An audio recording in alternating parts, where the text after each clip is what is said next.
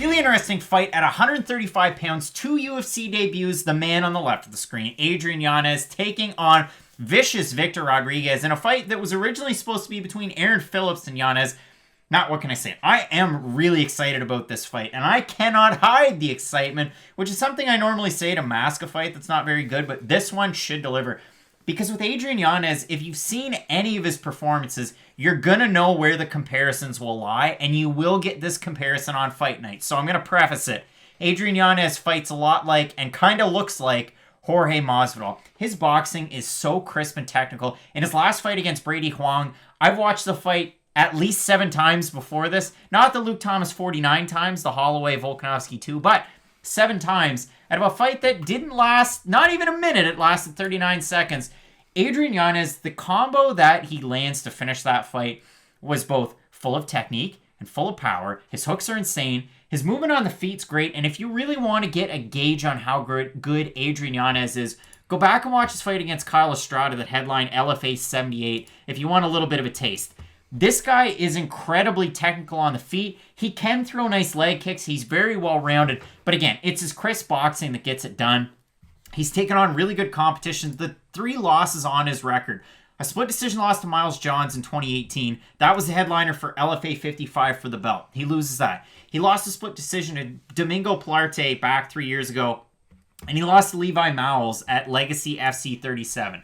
Last time I checked, those guys are pretty darn good. You might not be a big Levi Mowles guy because he's still in the lower ranks. He's not with the UFCs, the Bellators. But Adrian Yanez coming out of Metro Boomin, Metro Fight Club, this guy looks like he could be that next big thing at 135 pounds. He's only 26 years old. I think there's a lot to really like about his game. And for Victor Rodriguez coming in on short notice out of AK-49 Fight Club up there in Alaska there, eh?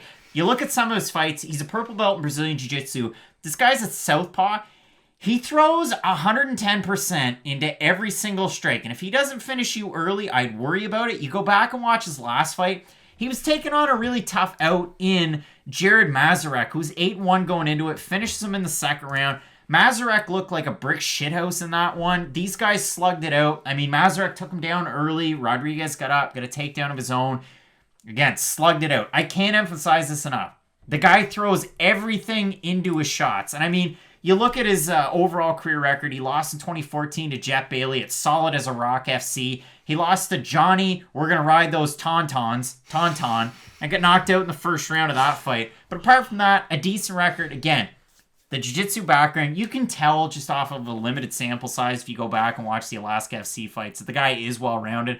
I will note he wore sweatpants, a purple belt, and like work boots or like winter boots into his last fight, which is, I mean, it's par for the course in Alaska. He dresses like James Harden. It's Alaska. It's going to happen. This is such a mismatch. Like, it's such an odd deal of matchmaking. I get it. It's on short notice. You would have had a better matchup between Phillips and Yanez because, again, Phillips coaches. We might have oversold him in his last fight out, his return to the UFC. But still, it would have made a lot more sense. I think Adrian Yanez runs away with this fight. Wow. Like, runs away with this fight. This is like one of those showcase type of fights. And I kind of feel bad for Victor Rodriguez. Will I eat my words? Sure. Will people in the comments rip me? 100%. Go for it. Adrian Yanez is being set up to win in this fight. I can't stress that enough. Oh, yeah. So basically, Victor Rodriguez would really benefit if Trevor Whitman was his coach, because I do like what you had said. He throws everything behind his shots, and it's not like he's throwing these really fast overhands. There's a lot of power behind it, but he doesn't have the craziest hand speed you've ever seen. And against a guy like Yanez, who does have really crisp boxing and amazing hand speed, who can really mix it up on the inside too, because for Rodriguez to land those big bombs, he needs to be at distance and at range to land those shots, where Yanez, if he does step in, close that distance, really start to let his boxing combinations go, I think he'll have a ton of success.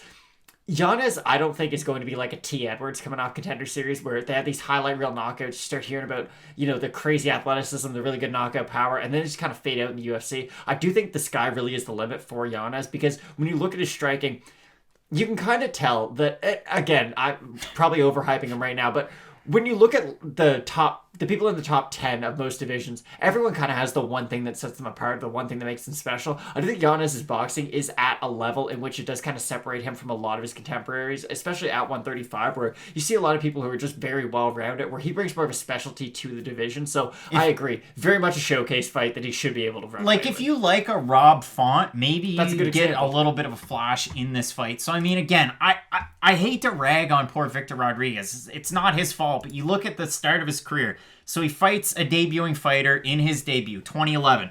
Then another debut. Then another debut. We're into 2012. He loses 2 in a row, 2014, 2014. Takes 4 years off. Comes back in 2018 against Caleb Miller, who's 0-3, knocks him out. Then he finishes Tristan Lowe, who's 1-1. Then he finishes John George, who's 2-1. To this point, your boy Victor Rodriguez is now 6-2, and he beats Jared Mazarek, who was later in his career, and again, 8-1. Mazarek had a decent record. We went back and looked at it, had a loss to Toby Misek. Well, that's going to happen. Toby Misek, Bellator alum. But it was one of those fights where the guys just went balls to the wall, and it was who gets tired first. And Mazarek got tired, Rodriguez got on top and hit him for way too many unanswered shots. So it was a fight. It happened. I look at this one, and I look at the odds. Not much of a surprise to me, the fact that your guy, Adrian Yanez, is such a favorite. Open to -305, now -335 for Victor Rodriguez, +225. The open, he's now at a +265. Over on Tapology, limited sample size. This fight was just announced at a 630 total votes, 91% going Yanez, 71% predicting him to win by knockout. I'm of the 71% over here.